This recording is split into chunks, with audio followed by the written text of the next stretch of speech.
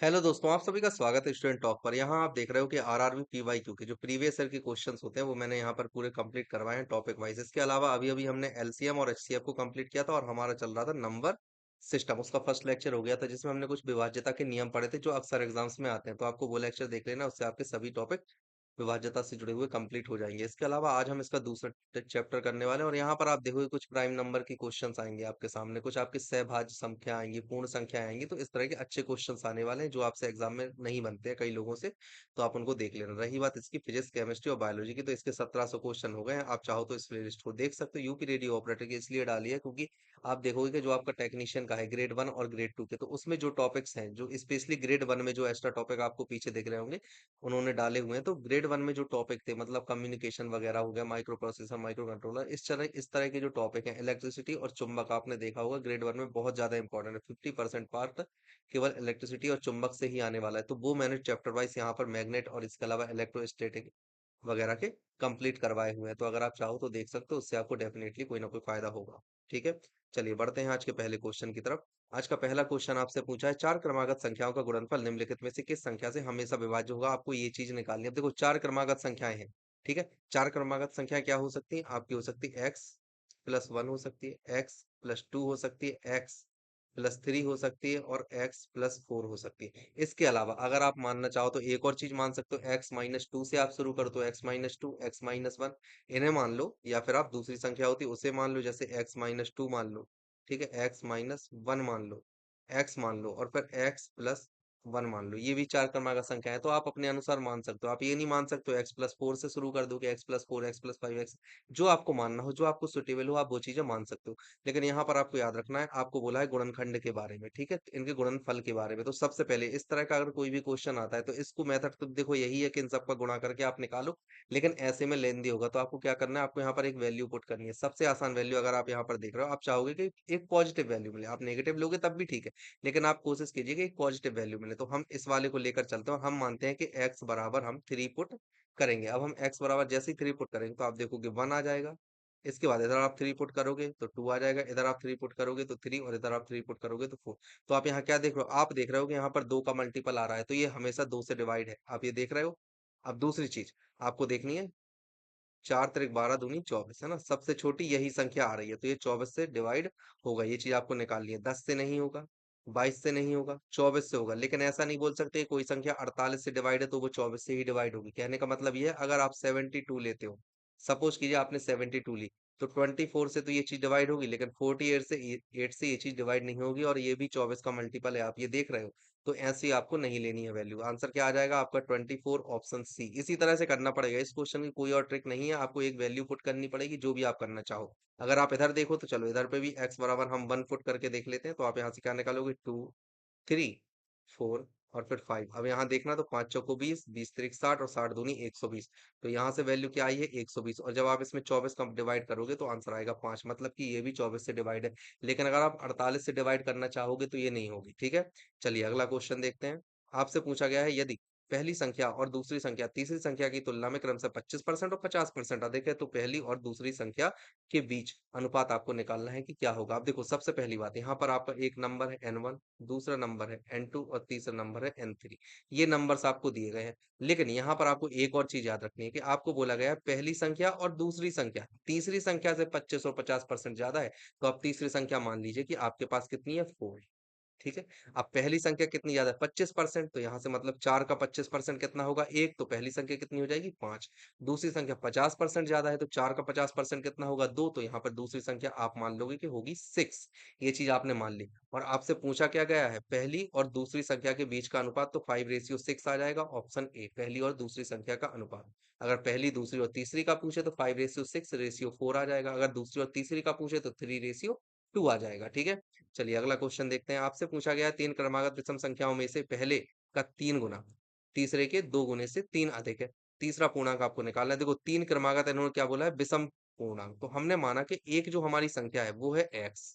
ठीक है, दूसरी संख्या हमने मानी क्रमागत है और विषम है, तो 2 का अंतर होना चाहिए। जैसे 1 3, 3 5, 5 7, इस तरह से हम लेते हैं। तो यहाँ पर आप मान लो x+2 और एक और मान लो आप x-2।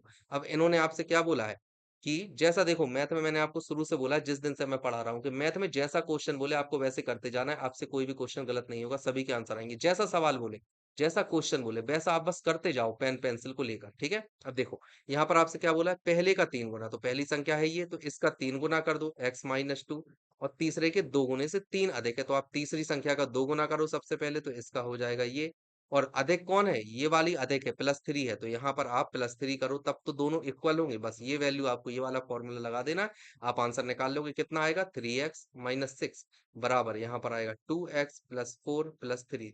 तो यहाँ से कितना हो जाएगा, 4 3 7 और माइनस का 6, और इधर पर इसे लेकर जाओगे तो x बराबर आपकी वैल्यू निकल कर आ जाएगी 7 6 13। आंसर क्या आ जाएगा, 13। x की वैल्यू आपके पास में आई है 13, और आपसे पूछा क्या गया है, तीसरा पूर्णांक। तीसरा पूर्णांक क्या हो जाएगा, तो x+2, मतलब कि 13+2, मतलब आपका आंसर यहाँ से आ जाएगा 15, ऑप्शन ए। ठीक है, आंसर क्या आएगा, ऑप्शन ए। चलिए अब हम देखते हैं अगला क्वेश्चन। आपसे पूछा है श्रेणी 1 से 99 तक की गणना में दहाई के कुल अंक कितने। देखो दहाई के कुल अंक आपको चाहिए, दहाई मतलब क्या होता है, 100 नंबर आपको चाहिए है। जैसे कि इस तरह से लिखते हैं हम, ए बी और सी कोई संख्या है, तो ये क्या होता है, ये होता है यूनिट, ये होता है 100, ठीक है। और ये वाली वैल्यू जो होती है ये होती है 1000, और इसके बाद फिर और आगे इसी तरह से चल जाते हैं, तो हम इसे बोलते हैं दहाई। ठीक है, आपको देखना है कि 1 से 99 तक कितनी है, तो सबसे पहले आप जाओगे 1 से 10 तक। अगर 1 से 10 तक आप दे जाते हो तो केवल एक नंबर आपको मिलेगा 10, तो यहाँ से आप एक नंबर आपको मिला। 9 तक अगर आप जा रहे हो, 1 2 3 4 5 6 8 9 तक, तो उसमें केवल यूनिट डिजिट है, उसमें किसी भी तरह की 100 डिजिट नहीं है, ठीक है। अब देखो सेकंड आपको लेना है 11 से 90 तक। अगर आप 11 से 90 तक जाओगे तो आप देख रहे हो कि सभी में दहाई का अंक है, 11 12 13 14 सभी में दहाई का अंक है, तो यहाँ से आपको जो वैल्यू निकल कर आएगी, ये वैल्यू आपको निकल कर आएगी 80, ठीक है। एक संख्या थी, यहाँ पर आ गई है 80। अब इसके बाद आपको जाना है 91 से 99 तक, तो यहाँ से कितना आएगा, 91 से 99, ये कितनी वैल्यू हो गई, 99 में से आपने 91 को माइनस किया, अब आपके पास यहाँ पर वैल्यू निकल कर आती है 9, ठीक है। वैल्यू कितनी निकल कर आई यहाँ पर, 9, आपने ये चीज देख ली है। तो अब यहाँ से आपके पास में कितना आ जाएगा, टोटल 1 + 80 + 9, आपका आंसर यहाँ पर कितना हो जाएगा, 90 डिजिट। तो 90 नंबर ऐसे हैं जिनमें की दहाई का अंक होगा, आंसर हो जाएगा ऑप्शन बी। ओके, चलिए अगला क्वेश्चन देखते हैं। आपसे पूछा गया श्रृंखला 12 19 26 33 में 10वीं संख्या क्या होगी। अब देखो यहाँ पर आपको देखना है एपी, अर्थमेटिकल मीन, मतलब समांतर माध्य का ये वाला क्वेश्चन है। अब देखो आपको जो संख्या दी गई है वो दी गई है 12 19 26 और 33। इसके बाद उन्होंने बोला है कि 10वीं संख्या चाहिए, तो ये कौन है, ये है फर्स्ट, ये है सेकंड, ये है थर्ड, और ये है फोर्थ, और इसी तरह से आपको जाना है 10th तक, है ना। 10th नंबर आपको निकालना है। तो देखो आप यहाँ पर देख रहे हो इन दोनों का अंतर आपके पास कितना आ रहा है, 19 में से 12 जाएंगे तो आएगा आपको 7 अंतर आ रहा है। यहाँ पर आप देखो यहाँ भी आपका 7 अंतर आ रहा है, यहाँ भी देखो तो ये भी आपका 7 अंतर आ रहा है। तो इस तरह से अगर आप देखोगे तो समांतर माध्य की एक श्रेणी बन रही है। समांतर माध्य वो होता है जिनमें कि अगले और पहले और अगले पद का अंतर समान हो, मतलब कि इन दोनों का अंतर समान है, इन दोनों का भी अंतर समान है, इन दोनों का भी अंतर समान है, आप जब दूसरी में से पहली संख्या घटा रहे हो तो वो अंतर समान है, और इसे हम बोल देते हैं सर्वानुपात। सर्वानुपात को हम डिनोट करते हैं डी से, तो डी की वैल्यू आएगी आपकी 7। और जो नंबर्स होते हैं, मतलब आप जो संख्या निकाल रहे हो, जैसे मान लीजिए एनवी संख्या आपको चाहिए, तो उसका फॉर्मूला होता है Tn = a+n-1 × d। जो डी होता है वो तो मैंने आपको निकाल कर बता दिया, सर्वानुपात होता है। एन क्या होती है, एन होती है nth नंबर, nth संख्या, कौन से नंबर की संख्या है। ए क्या होता है, ए होता है पहला नंबर, मतलब कि फर्स्ट नंबर होता है, ठीक है, ये आपको निकाले। और ये कौन सी होती है, ये होती है nth नंबर, ये एनवी संख्या होती है। और ये क्या होता है, एन होता है आपके टोटल नंबर। तो मैं इसको ठीक कर देता हूँ। एन क्या होता है, एन होता है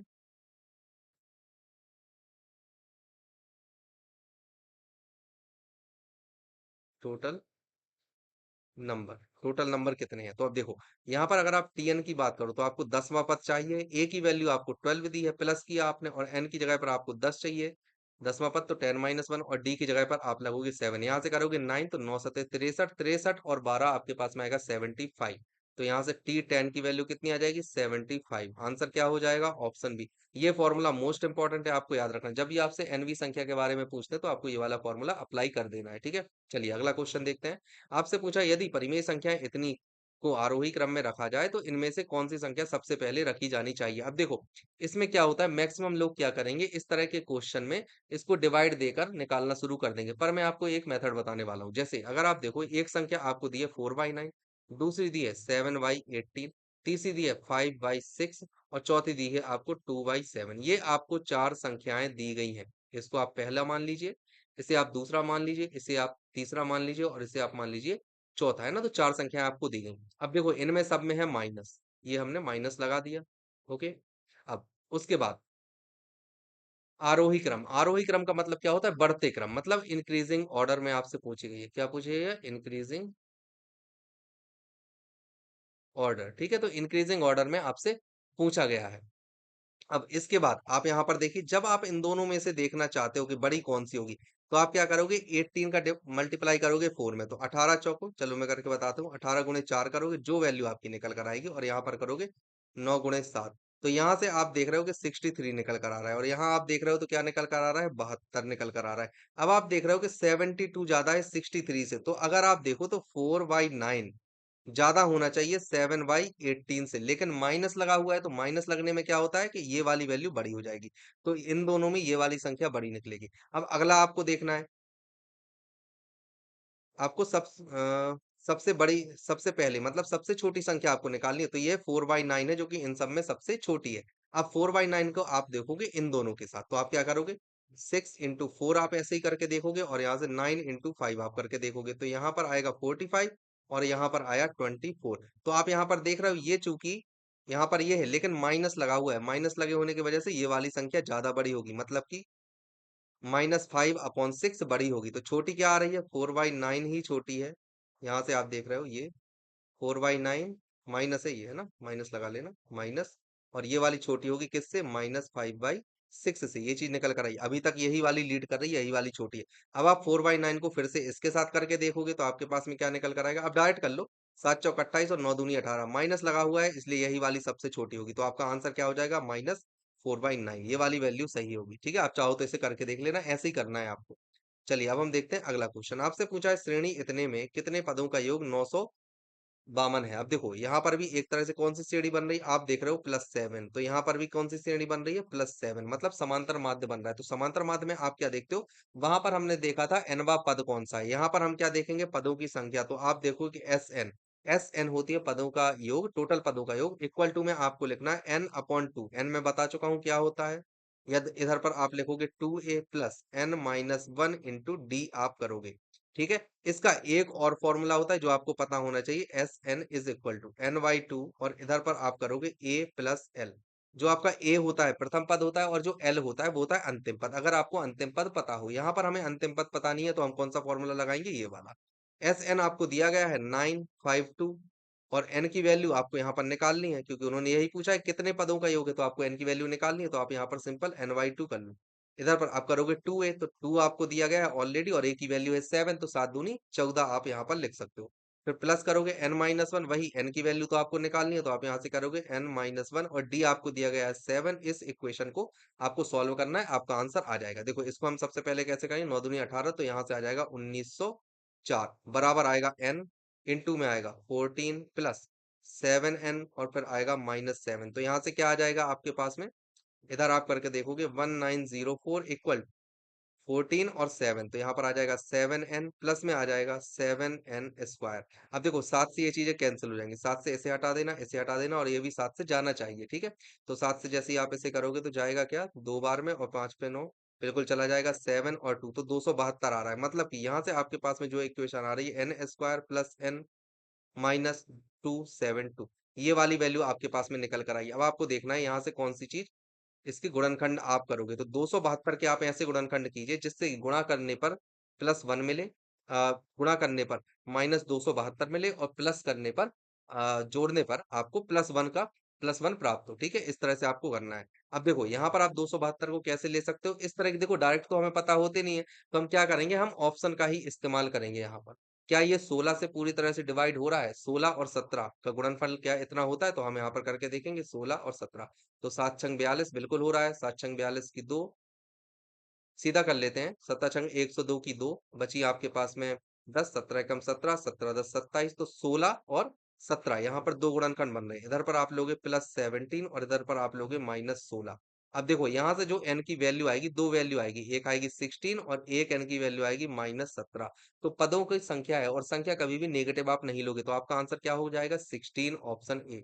ठीक है, चलिए अगला क्वेश्चन देखते हैं। आपसे पूछा गया है, दो क्रमागत संख्याएं ज्ञात कीजिए जिनमें पहले अंक का 3 गुना दूसरे अंक के 2 गुने से 5 अधिक है। तीन क्रमागत संख्याएं आपको लेनी है, तो क्रमागत संख्या आप क्या लोगे? x-1 ले लोगे, x ले लोगे और x+1 ले लोगे, ये चीज आपको लेनी है। अब यहाँ पर आपको क्या बोला है? जिनमें से पहले अंक का 3 गुना, पहले अंक का 3 गुना मतलब 3 इंटू x-1, दूसरे अंक के 2 गुने से 5 अधिक है, तो दूसरे अंक का 2 गुना लो, दूसरा अंक है ये, तो 2 गुना हो, और 5 अधिक है तो इधर पर आपको +5 करना है। ये होमवर्क है, वैसे ही करना है, आपसे कर लोगे। ठीक है, चलिए अगला क्वेश्चन देखते हैं। आपसे पूछा 6, 11, 16, 21 और इतने का मान आपको निकालना है कि कितना होगा, ये चीज आपको निकालनी है। और मैंने आपको क्या फॉर्मूला बताया था? SN बराबर, मैंने आपको बताया था n/2, और यहाँ से होता है a+l। लेकिन यहाँ पर दिक्कत ये आ रही है कि आपको n पता नहीं है, तो n आप आसानी से निकाल सकते हो। कैसे निकालोगे? यहाँ पर अब देखो, l की value, l is equal to क्या हो जाएगा? a+n-1 into D. आखिरी पद है, जो आखिरी पद का नंबर होगा उतनी ही संख्याएं होंगी। तो आप यहाँ पर देखो, l की वैल्यू आपको 71 रखना है, प्लस a आपको दिया है 6 इक्वल टू में, है ना, 6 रखना है और प्लस करना है। n की वैल्यू आपको निकालनी है, d की वैल्यू आपको ऑलरेडी दी गई है कि ये है 5। इसी तरह से आपको सॉल्व करना है, ये इधर लेकर आओगे तो यहाँ से आपके पास में बचेगा 66 इक्वल टू, यहाँ पर हो जाएगा 5n-5, तो यहाँ से आप क्या करोगे? 5n इज इक्वल टू 65 होगा ये। ठीक है, इधर पर इक्वल टू में आ जाएगा आपका 70। ठीक है, तो n की वैल्यू क्या हो जाएगी? 14, मतलब टोटल आपके पास 14 पद है। अब ये जो n आपको 14 दिया है, इस वाली इक्वेशन में रखना, तो आपको SN निकालना था। n की जगह पर आप रखोगे 14/2 और इनटू में आप करोगे 6 + 71, तो यहाँ से वैल्यू क्या आ जाएगी? ये आ जाएगा 7। यहाँ से आपके पास में निकलेगा 7 इंटू, इसे आप करोगे तो आपके पास में आएगा 77।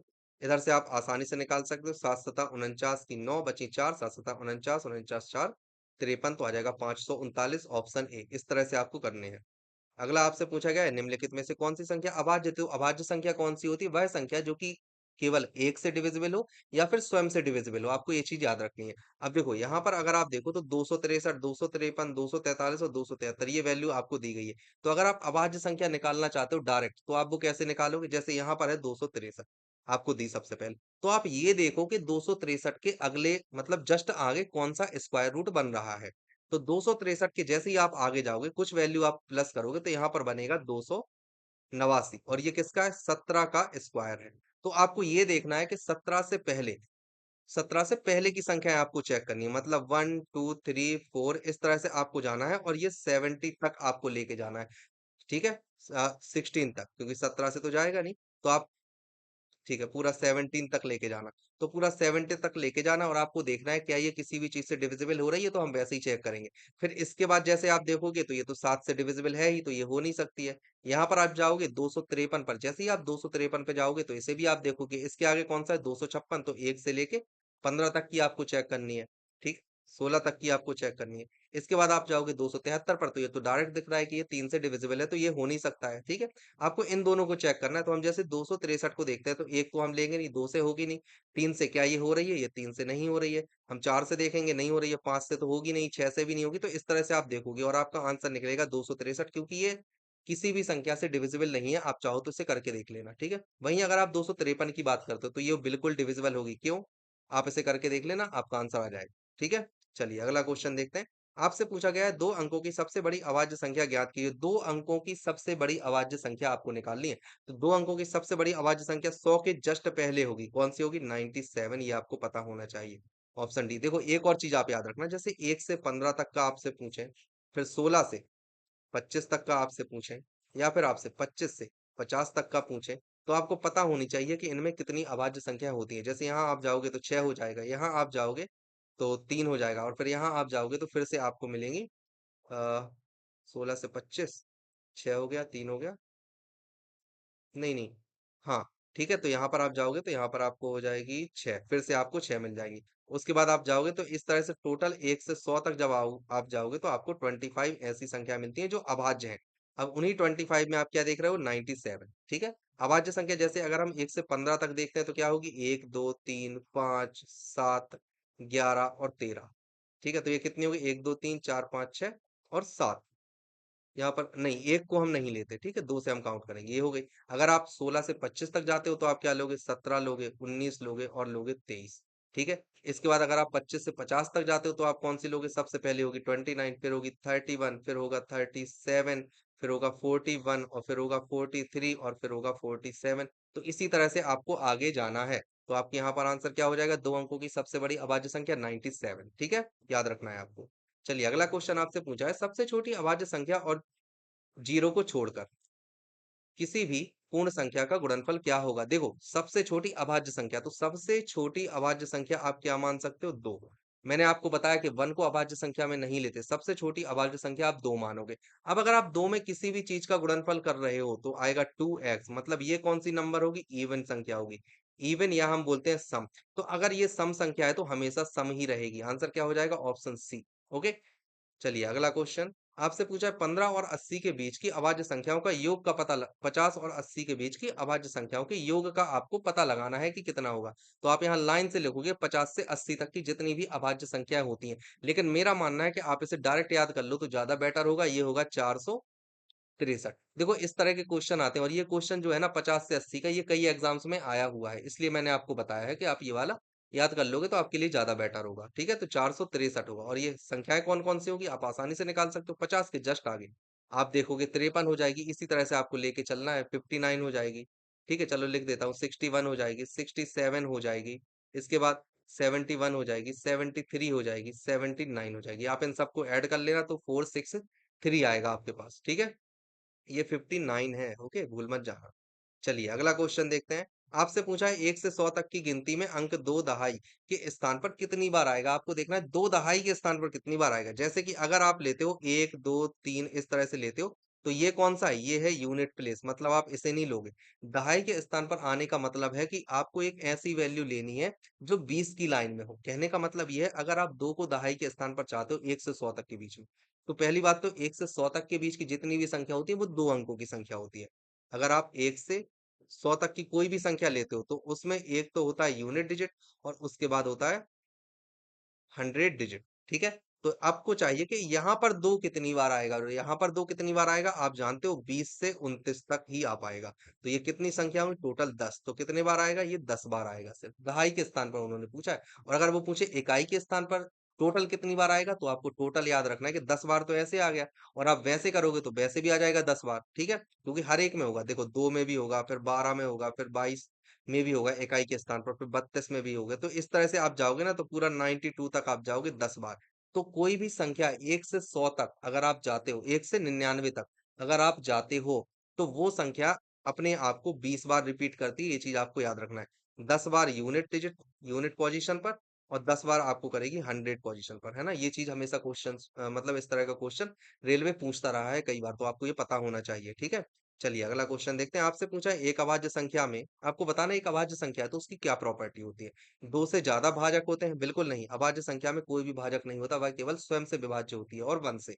केवल खुद से और वन से विभाजित होती है, बिल्कुल सही यही है, इसका कोई विभाजक नहीं होता, ऐसा नहीं है।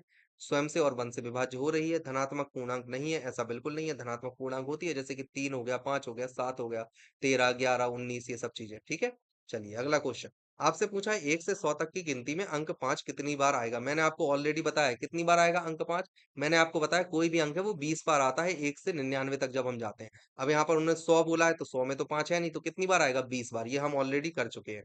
तो कितनी बार आ जाएगा, आंसर आ जाएगा 20, ये रहा। ठीक है, कैसे आएगा, 5 15, ठीक है, फिर 25, फिर 45, इसी तरह से जाएगा आपका 95 तक। और ये कितनी बार हो गया, 10 बार। फिर इसके बाद वो आएगा दहाई के, ये तो था इकाई के स्थान पर, मतलब यूनिट डिजिट। अब देखो इसके बाद आपको देखना है दहाई के स्थान पर, तो दहाई के स्थान पर कितनी बार आएगा, 50 से स्टार्ट होगा और 50 से ये जाएगा कहाँ तक, 59 तक। तो ये कितना है, ये भी हो गया 10 बार में। अब आप देख रहे हो 10 + 10 इक्वल टू कितना हो जाएगा, 20। तो 20 बार आता है, ये चीज आपको याद रखनी है ना। इस तरह के क्वेश्चन बहुत पूछते हैं, इसलिए मैंने डाले हैं कि आप डायरेक्ट इन्हें याद कर लो। कोई भी अंक 20 बार आता है, 10 बार इकाई के स्थान पर और 10 बार दहाई के स्थान पर आता है, ये चीज आपको याद रखनी है। ठीक है, चलिए अगला आपसे पूछा है पहली 200 विषम प्राकृत संख्याओं में कितनी अभाज्य संख्याएं हैं, आपको ये बताना है। अब देखो 200 विषम प्राकृत संख्याओं में कितनी अभाज्य संख्या है। विषम प्राकृत संख्याओं का मतलब क्या होता है, जैसे 1 हो गया, 3 हो गया, 5 हो गया, 7 हो गया, 9 हो गया। यहाँ पर जी विषम है, लेकिन 9 कैसा है, 9 भाज्य नहीं है, ये भाज्य है, 3 से विभाज्य है ये। तो इसे हम नहीं लेंगे। 11 हो गया, इसके बाद 13 हो गया, 15 हो गया। तो इस तरह से आपको जाना है 200 विषम प्राकृत संख्याओं तक। 200 विषम प्राकृत संख्या मतलब आखिरी संख्या आपकी क्या होनी चाहिए? वो होगी आपकी 1399, ये होगी आखिरी विषम संख्या। अब यहाँ पर आपको देखना है कितनी होंगी, तो आपको याद रखना है ये 45 होगा। ठीक है, देखो अगर आप याद रख लोगे तो ज्यादा बेटर है, क्योंकि ये चीजें याद ही करनी पड़ेंगी। या तो आप डायरेक्ट लिख लो, लिखो आप ऐसे कि भाई 1 हो गया, 3 5 7, 9 नहीं होगा आप हटाओ, 15 नहीं होगा, फिर 17 होगा, 19 होगा, 21 आ रहा है तो 21 नहीं होगा, 23 होगा, 24 25 आ रहा है तो 25 नहीं होगा। तो ऐसा करना काफी ज्यादा कठिन है, इसलिए आप याद रखोगे 0 से 1 से 100 तक में। मतलब जो शुरू की 200 विषम प्राकृत संख्याएं होती हैं उनमें 45 ऐसी विषम प्राकृत संख्याएं हैं जो कि अभाज्य हैं। ठीक है, चलिए अगला क्वेश्चन देखते हैं। आपसे पूछा गया है निम्न में से कौन से जोड़े सह अभाज्य हैं। अब देखो सह अभाज्य हैं का मतलब ये होता है कि जोड़े हैं, और ऐसा नहीं है कि वो अभाज्य संख्या हो, वो भाज्य संख्या भी हो सकती है, जैसे 12 14 इनके भी जोड़े बन सकते हैं। लेकिन आपको ये चीज याद रखनी है कि कोई भी फैक्टर इन दोनों का आपस में मैच नहीं करना चाहिए। जैसे कि यदि आप लेते हो 9 और 12 को, तो यहाँ पर आप क्या देख रहे हो, 3 गुणे 3 है, यहाँ पर आप देख रहे हो 3 गुणे 4 है, तो यहाँ आप क्या देख रहे हो, ये 3 और 3 आपस में मैच कर गए, इसलिए ये सह अभाज्य नहीं होंगे। वहीं अगर आप 9 गुणे सॉरी 9 या फिर 10 लेते, तो यहाँ पर आप देख रहे हो इसका 3 गुणा 3 है, और यहाँ पर आप देख रहे हो 2 गुणे 5 है, तो ये कैसी है, ये आपस में सहअभाज्य है, क्योंकि इनका कोई भी गुणनखंड आपस में मैच नहीं कर रहा है। ठीक है ना, वही चीज आपको यहाँ पर देखनी है कि यहाँ पर ऐसी कौन सी संख्या है जो सहअभाज्य है, जिसका गुणनखंड आपस में मैच ना करे। तो एक ही संख्या यहाँ पर है सह अभाज्य, ये है 59 और 97। बाकी सभी के गुणनखंड यहाँ आप देखोगे तो 2 है, यहाँ पर आप देखोगे तो 3 है, 3 से ये चला जाएगा 9 बार में, और फिर 24 तो 8 बार में ये भी चला जाएगा, 2 1 3, तो 3 से डिविजिबल है, आप यहाँ देख सकते हो। यहाँ पर आप देखोगे ये भी 5 से डिविजिबल होगा, तो इनके जो गुणनखंड है उनमें 5 फैक्टर है जो एक दूसरे में मिलेंगे। तो यहाँ पर आपका आंसर क्या हो जाएगा, 59 और 97। ठीक है, चलिए सह अभाज्य उन्होंने बोला है तो अभाज्य उन्होंने ऑलरेडी ले लिया, अगर सहभाज्य बोलते तो भी ऐसे ही करते, बस वो भाज्य संख्या होती। चलिए अगला क्वेश्चन। पहले 100 प्राकृत संख्याओं में कितनी अभाज्य संख्याएं, पहले 100 प्राकृत संख्याओं में कितनी अभाज्य संख्या, मैंने जस्ट अभी अभी आपको बताया है कि जब आप 1 से 50 तक जाते हो और 50 से 100 तक जाते हो तो कितनी मिलती है, यहाँ पर आपको 10 मिलेंगी, यहाँ पर आपको 15 मिलती है, टोटल आपके पास में कितनी हो जाएंगी, 25। तो 1 से 100 तक जब आप जाते हो तो आपके पास में 25 अभाज्य संख्याएं मिलती हैं। अगर आप 1 से 15 तक जाते हो, 15 से 25 तक जाते हो तो कितनी मिलती है, यहाँ पर आप देखोगे तो 9 मिल, हाँ 6 मिलती हैं, और यहाँ पर आप देखोगे तो 3 मिलेंगी। ठीक है, और फिर इसके बाद आप जाओगे 26 से 50 तक, तो यहाँ पर आप देखोगे तो फिर से आपको 6 मिलेंगे, इसी तरह से बनती है। ठीक है, चलिए अगला क्वेश्चन। आपसे पूछा गया है निम्नलिखित समुच्चयों में से कौन सा सह अभाज्य संख्याएं बनाता है। अब देखो यहाँ कौन सा सह अभाज्य, फिर से वही चीज आ गई, यहाँ पर 7 और 12 ही है जो एक सह अभाज्य बनाए। अगर आप यहाँ देखो तो इससे आप 3 के स्क्वायर में लिख सकते हो, मतलब 3 मैच कर रहा है। इधर आप देखोगे तो यहाँ तो पूरा 21 ही मैच कर रहा है, मतलब 21 ही भाज्य कर रहा है, 3 और 7 दोनों भाज्य है। यहाँ पर आप देखोगे तो यहाँ पर भी आप क्या देखते हो, 43, 43 का भाग आप इसमें दोगे 3 बार चला जाएगा, कैसे आप दोगे, 129 अपॉन 43 करोगे तो ये 3 बार जाएगा, तो ये भी सह अभाज्य नहीं है। ठीक है, सह अभाज्य केवल एक ही संख्या 12 और 7। चलिए नेक्स्ट क्वेश्चन। आपसे पूछा गया है धनात्मक पूर्णांकों 60 और 100 के बीच कितनी अभाज्य संख्या होंगी। धनात्मक पूर्णांक 60 और 100 के बीच आपको अभाज्य संख्या निकालनी है। तो मैंने आपको क्या बताया था, 50 से 100 के बीच में कितनी अभाज्य संख्याएं हैं, 10। अब आपको सिंपल 50 ये 50 से 60 के बीच की आपको निकालनी है, कौन सी हो जाएगी, सबसे पहले 53 और 59। बस इन दोनों को आपको हटा देना है, बाकी तो है ही सब। तो कितनी हो जाएगी 10 - 2 मतलब कि 8। तो 8 अभाज्य संख्याएं हैं 60 से 100 के बीच में। ठीक है, आप वो चाहो तो लिख भी सकते हो, 61 लिख सकते हो आप, 67 लिख सकते हो, 71 73 79 लिख सकते हो आप, है ना, इस तरह से आप लिख लोगे तो आप लिख लोगे। 89 भी आप लिख सकते हो, जैसे 97 भी आप लिख सकते हो, तो आपके पास में ये चीज आ गई, 8 आ जाएंगी। ओके, आपसे पूछा गया है इनमें से कौन अविभाज्य संख्या है। देखो अविभाज्य संख्या आपको निकालनी है, अगर आप इसे देखो तो 11 से विभाज्य है, अगर आप इसे देखते हो तो 3 से विभाज्य है, और अगर इसे आप देखते हो तो ये 7 से विभाज्य आपको यहाँ पर नजर आ रहा है। तो केवल एक ही संख्या बचती है 181, जो कि पूरी तरह से अविभाज्य संख्या है, ये आप निकाल लेना। ठीक है, चलिए अगला क्वेश्चन। निम्न में से कौन सी जोड़ी ट्विन प्राइम की एक जोड़ी नहीं है, यहाँ पर नहीं पूछा है, नहीं मतलब क्या होता है, सह अभाज्य नहीं है। तो यहाँ पर आप 11 13 को देखो तो ये तो सहभाज्य है, यहाँ आप देखोगे 71 73 ये भी है, 191 और 193 ये भी है। केवल यही एक चीज है जो कि सहअभाज्य की जोड़ी नहीं है, क्योंकि 133 किससे डिविजिबल होगा, 19 से ये डिविजिबल होगा, किससे होगा, 19 से ये डिविजिबल होगा। तो आंसर हो जाएगा ऑप्शन सी, क्योंकि उन्होंने नहीं पूछा है। चलिए अगला क्वेश्चन देखते हैं, आपसे पूछा है 50। यहाँ पर यदि x प्लस वाई बराबर 11 देन -1 की पावर x प्लस प्लस 1 की पावर y के बराबर है, तो x और y पूर्ण संख्या है। आपको ये निकालना है कि इसकी वैल्यू क्या होगी। ठीक है, इसकी वैल्यू आपको निकालनी है कि क्या होगी। अब देखो आप यहाँ पर ध्यान से देखना x प्लस वाई बराबर 1 आ रहा है ऑड नंबर। तो ऑड नंबर प्राप्त करने के लिए जरूरी है कि आप इनमें से किसी एक को इवन ले लो या फिर और दूसरी संख्या को आप ऑड ले लो, है ना? अगर आप दोनों इवन इवन लोगे या दोनों ऑड ऑड लोगे तो यहाँ पर जो योगफल है वो ऑड नहीं होगा। किन्हीं भी दो संख्याओं का अगर योगफल आप विषम लाना चाहते हो तो उनमें से एक संख्या विषम होना जरूरी है। अब हम क्या मानते हैं, -1 की पावर x आपको दी प्लस और यहाँ पर 1 की पावर y आपको दी है। अगर आप मानते हो कि x कैसा है, इवन नंबर, और y कैसा है, y है ऑड नंबर, तो आप ऐसे क्या करोगे, -1 की पावर आप करोगे इवन और +1 की पावर आप करोगे ऑड। तो यहाँ से आपकी वैल्यू निकल कर आ जाएगी 1 + 1 = 2। अब लेकिन यहाँ पर ट्विस्ट है, आप डायरेक्ट 2 मत लगा देना। अगला देखते हैं। अब यहाँ पर आपने लिया x बराबर ऑड, ठीक है, और y बराबर आपने लिया इवन। अब जब आप ऐसा करते हो तो -1 की पावर आप ऑड करोगे और +1 की पावर आप इवन करोगे, तो यहाँ से जो वैल्यू आपके पास में निकल कर आएगी वो क्या आएगी, -1 + 1, मतलब कि यहाँ पर आ जाएगा 0। तो आप यहाँ क्या देख रहे हो, आपका आंसर 2 भी आ रहा है और 0 भी आ रहा है, तो यहाँ पर आंसर क्या होगा, 2 और 0 दोनों। लेकिन अगर आप एग्जाम की बात करो तो जो आंसर की आई थी ना उसमें इन्होंने 0 को माना हुआ था।